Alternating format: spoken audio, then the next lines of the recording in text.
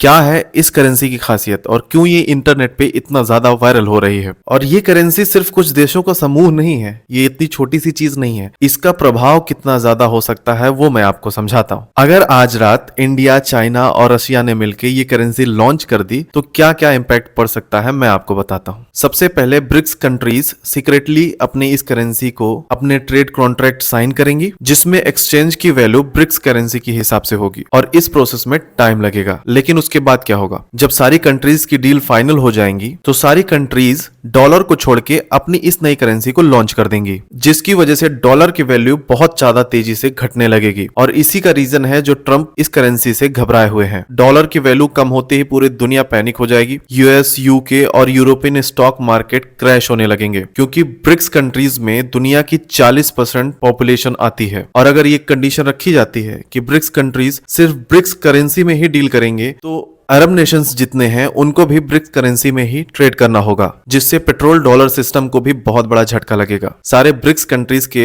Stock market में उछाल आएगा और इन सब हलचलों की वजह से ही ट्रंप ने ये कहा है कि ब्रिक्स कंट्रीज के साथ वो कोई भी ट्रेड नहीं करेंगे। लेकिन अगर वो ऐसा करते हैं तो यूएसए की इकोनॉमी में और ज्यादा तेजी से गिरावट आएगी। फॉरेक्स मार्केट में लोग डॉलर को बेच के गोल्ड में इन्वेस्ट करेंगे, जिससे गोल्ड की प्राइस बहुत ज्यादा इंक्रीज होगी। यूएस के किसी भी सैंक्शन का ब्रिक्स कंट्रीज पे कोई असर नहीं होगा, जिससे कि और ज्यादा कंट्रीज ब्रिक्स कंट्रीज में जुड़ने लगेंगी। और यही रीजन है कि जो ट्रंप इतना ज्यादा परेशान है ब्रिक्स करेंसी को लेके।